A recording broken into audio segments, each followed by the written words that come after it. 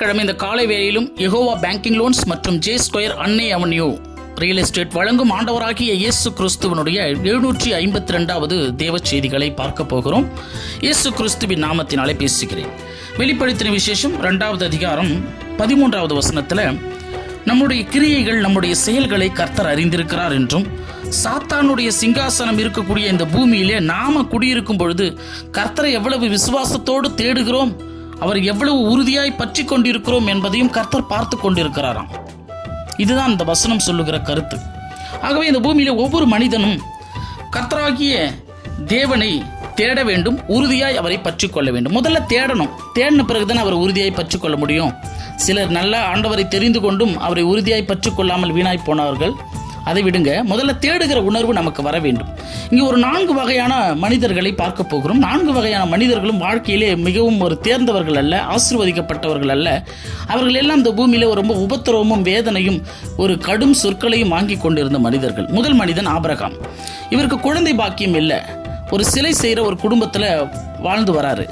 அவர் நினைக்கிறாரு, நான் தான் சிலை செய்கிறேன், நான் கடவுளை உண்டாக்குறேன்னா அந்த கடவுளை நம்ம வணங்கணுமா என்று சொல்லி கடவுளை தேடுகிற உணர்வுள்ள ஒரு மனிதனாக அவர் தேடிக்கொண்டே இருந்தார். ஒரு நாள் கர்த்தர் அவனுடைய இருதயத்தை பார்த்து, நான் தான் கர்த்தர், நான் தான் சகலத்தையும் வானத்தையும் பூமியையும் உங்களையும் உண்டாக்கின கடவுள் என்று சொல்லி அடையாளப்படுத்தினார். அது முதல் கர்த்தருடைய கால்களை பிடித்து கொண்டு தன்னுடைய தேசம், இனம், வீடு, தாய், தகப்பன் எல்லாரையும் விட்டுட்டு ஆண்டவருடைய வழிகளில் அவனுடைய பிரயாணத்தை தொடங்கினார்.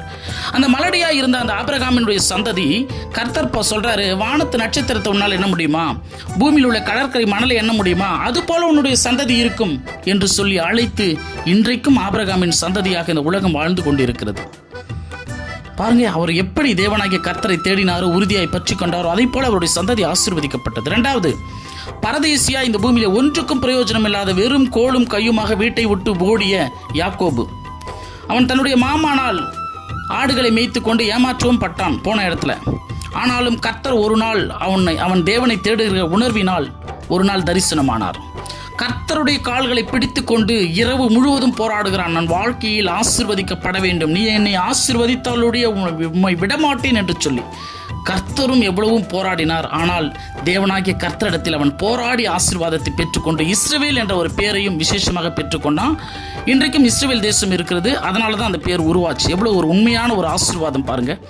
3வது மனிதர், கணவனை இழந்த ரூத் என்ற ஒரு பெண்மணி, மோவாப் தேசத்திலே வாழ்ந்த கர்த்தரை அறியாத ஒரு பெண்மணி, தன் மாமியார் நகோமி மூலமாக தேவனாகிய கர்த்தரை உறுதியாய் பற்றி கொண்டாள். இனிமே உன்னுடைய கடவுள் தான் என் கடவுள், எல்லாத்தையும் தூக்கி போட்டு கர்த்தரை பின்பற்றினாள். மிகவும் ஆசீர்வாதமாக எதிர்காலம் மாறினது.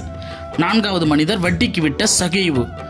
வாழ்க்கையில் இயேசு கிறிஸ்துவின் அற்புதங்களையும் அதிசயங்களையும் பார்த்து எப்படிப்பட்டவரோ என்று சொல்லி ஒரு மரத்தின் மீது ஏறி தேவனாகிய கர்த்தரை தேடினான். கர்த்தர் அண்ணாந்து பார்த்து, இப்படிப்பட்ட இருதயம் உள்ள சகேவே, உன் வீட்டுக்கு வர வேண்டும் என்று சொல்லி போய் அந்த வீட்டுக்கு ரட்சிப்பை கொடுத்தார். அவன் அநியாயமாக வாங்கின வட்டியெல்லாம் திருப்பி கொடுக்கக்கூடிய மனதுள்ளவனாய் மாற்றப்பட்டான். ஆகவே இந்த 4 பேரை பார்க்கும் பொழுது ரட்சிப்புக்கும் இவங்களுக்கு சம்பந்தம் கிடையாது, இவங்க ஆசீர்வதிக்கப்பட்டவங்களும் பூமியில கிடையாது. ஆனாலும் தேவனாகிய கர்த்தரை உறுதியாய் தேடினார்கள். உறுதியாய் தேடியதோடு உறுதியாய் பற்றி கொண்டார்கள். கர்த்தர் அவர்களை கைவிடாமல் ஆசீர்வதித்தார். இன்றைக்கும் நாம் உண்மையுள்ள ஆண்டவராக இயேசு கிறிஸ்துவை தேடுவோம், அவரை உறுதியாக பற்றி கொள்வோம். அனைவரையும் கர்த்தர் ஆசீர்வதிக்கும்படியாக அடுத்த தேவ செய்திகளோடு நான் உங்கள் கிறிஸ்துவுக்குள் சகரியா சதீஷ்குமார்.